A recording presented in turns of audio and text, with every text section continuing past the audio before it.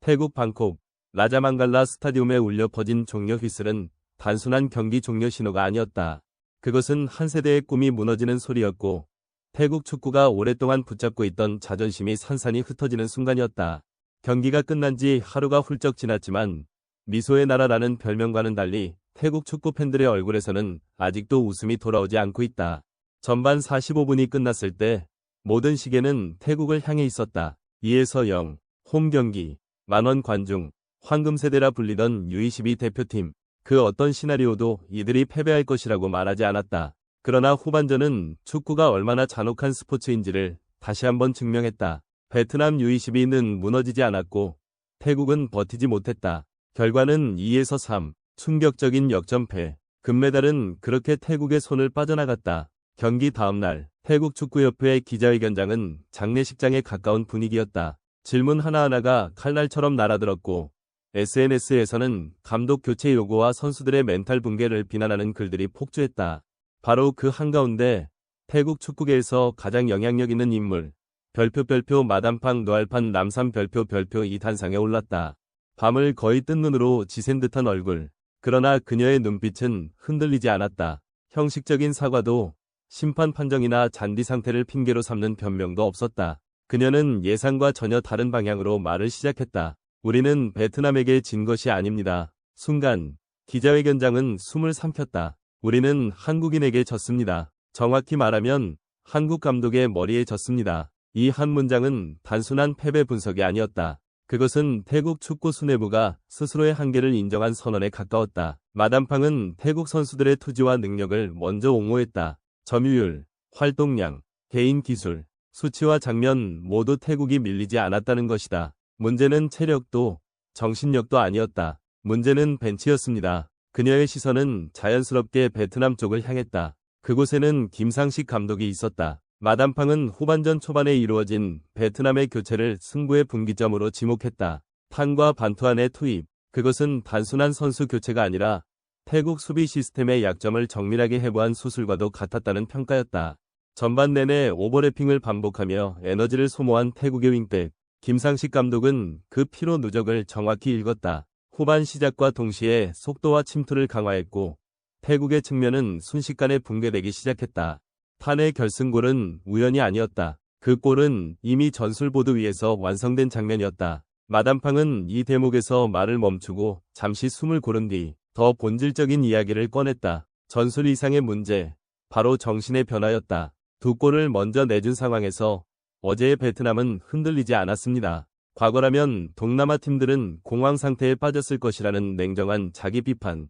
그러나 이번 베트남은 달랐다. 침착했고 계산적이었으며 결정적인 순간에 잔인할 정도로 정확했다. 마담팡은 이것을 베트남 선수들의 몸에 이식된 한국식 DNA라고 표현했다. 포기하지 않는 집요함, 감정을 억누르고 상황을 관리하는 차가운 이성. 그것은 단순한 훈련의 결과가 아니라 지도자의 사고방식이 팀 전체에 스며든 결과였다.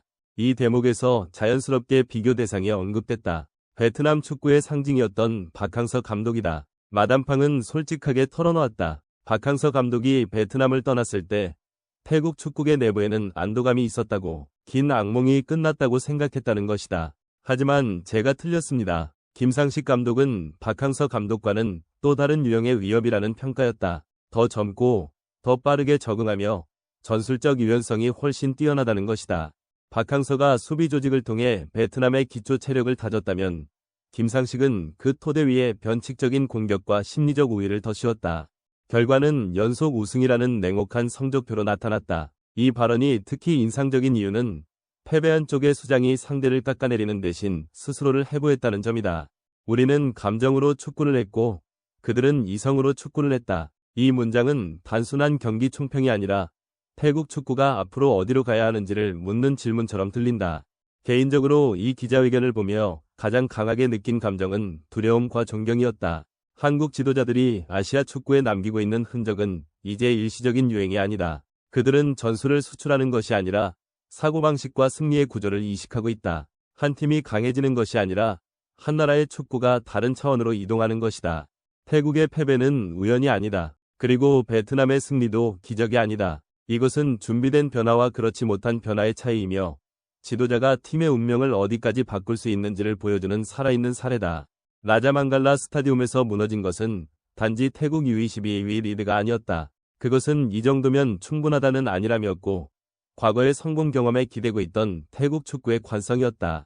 반대로 베트남은 또 한 번 증명했다. 지금 이 팀의 중심에는 선수보다 먼저 냉정하게 미래를 읽는 지도자의 머리가 있다는 사실을. 이 패배가 태국 축구에 남길 상처는 깊을 것이다. 그러나 제대로 직시한다면 이보다 더 값진 교훈도 없다. 문제는 이제 하나다. 태국은 이 패배를 변명으로 덮을 것인가? 아니면 진화의 출발점으로 삼을 것인가? 축구는 90분의 게임이지만 역사는 그 이후에 쓰인다. 그리고 그 흐름의 최대 수혜자는 분명 베트남이었습니다. 마담팡의 발언은 단순한 패배 소감이 아니었습니다. 그것은 이미 한국인 지도자들의 영향력 아래에서 급격히 성장하고 있는 베트남 축구를 지켜보던 아시아 축구 전문가들의 인식을 공식적으로 확인시켜준 선언에 가까웠습니다. 기자회견이 끝나자마자 대륙 곳곳의 전문가들은 놀랍도록 빠르게 고개를 끄덕였습니다. 태국 축구의 전설이자 지도자인 키아티석 세나무앙은 태국 유력 매체 시암 스포츠와의 인터뷰에서 이렇게 말했습니다.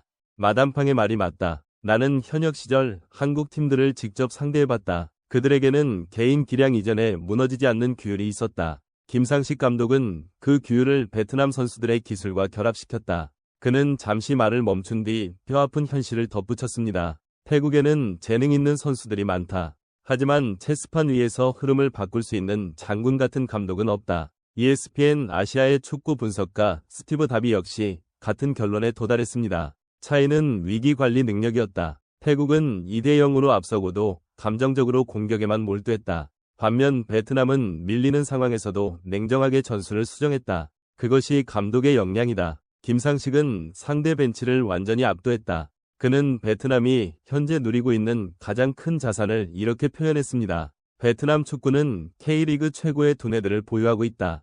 한국 축구 레전드 이영표의 평가는 더욱 명확했습니다. 김상식 감독은 한국 신세대 지도자들의 전형이다. 실리적이고 상황 판단이 빠르며 선수들을 움직이게 만드는 동기부여 능력이 뛰어나다. 그가 베트남에서 성공하는 것은 전혀 놀랍지 않다. 그는 이어 이렇게 정리했습니다. 김상식은 베트남을 동남아시아에 위치한 또 하나의 대한민국 대표팀으로 만들어 놓았다. 기자회견의 마지막, 마담팡은 태국이 반드시 받아들여야 할 현실을 우회적으로 인정했습니다. 우리에게는 자본도 있고 훌륭한 경기장도 있으며 동남아에서 가장 체계적인 리그도 있다. 그러나 그녀의 목소리는 무거웠습니다. 하지만 우리에게는 김상식 같은 두뇌가 없다. 벼랑 끝에서 이기는 법을 가르쳐줄 스승이 없다. 이번 패배를 그녀는 이렇게 정의했습니다. 이 패배는 값비싼 수업료다. 베트남을 질투할 것이 아니라 한국이 지도자를 어떻게 키워내는지를 배워야 한다. 태국이 우리만의 김상식을 찾아내지 못하는 한 결정적인 순간마다 우리는 같은 결과를 반복할 것이다. 이 발언은 단순히 한 경기의 패배를 정리하는 말이 아니었습니다. 감정적인 동남아 라이벌 구도에 마침표를 찍는 동시에 축구에서 전술과 지성이 얼마나 중요한지를 묻는 거대한 논쟁의 출발점이었습니다. 2대3이라는 스코어는 숫자에 불과했습니다. 그 이면에는 동남아시아 무대에서 한국 축구의 지적 자산이 얼마나 압도적인지를 보여주는 현실이 담겨 있었습니다. 김상식 감독과 그의 선수들은 금메달을 목에 걸고 라자망갈라를 떠났지만 태국 축구가 마주한 것은 패배보다 더 무거운 질문이었습니다. 한국의 지혜라는 이름의 벽을 어떻게 넘어설 것인가? 그 질문은 쉽게 사라지지 않을 트라우마로 남았습니다. 끝까지 영상 시청해주셔서 진심으로 감사드립니다. 여러분의 응원이 있기에 저희는 계속해서 더 깊이 있는 이야기를 전할 수 있습니다. 앞으로도 손흥민 선수와 아시아 축구, 그리고 글로벌 축구 흐름에 대한 소식을 가장 빠르고 정확하게 업데이트해드리겠습니다. 도움이 되셨다면 좋아요와 구독, 알림 설정까지 꼭 부탁드립니다. 다음 영상에서 다시 찾아뵙겠습니다. 감사합니다.